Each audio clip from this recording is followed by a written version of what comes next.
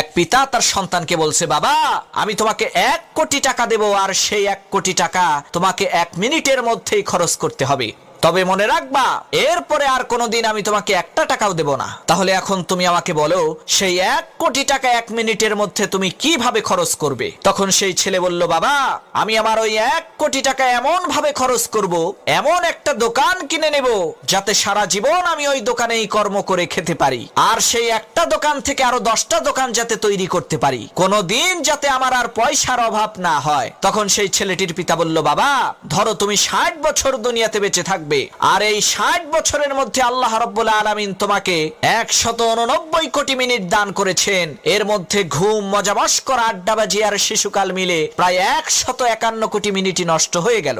বাকি থাকলো মাত্র 37 কোটি মিনিট। এই 37 কোটি মিনিট দুনিয়ার লক্ষ কোটি টাকার চাইতেও 1000 কোটি গুণ বেশি মূল্যবান। প্রত্যেক মুহূর্তে তোমার হায়াত থেকে দুনিয়ার সবচাইতে মহামূল্যবান সময়গুলো কেটে যাচ্ছে। তোমার হায়াতে থাকা 189 কোটি মিনিটের মধ্যে যে মিনিটটা চলে গেছে এবং চলে যাচ্ছে, সেটা কোনোদিন আর ফিরে আসবে না।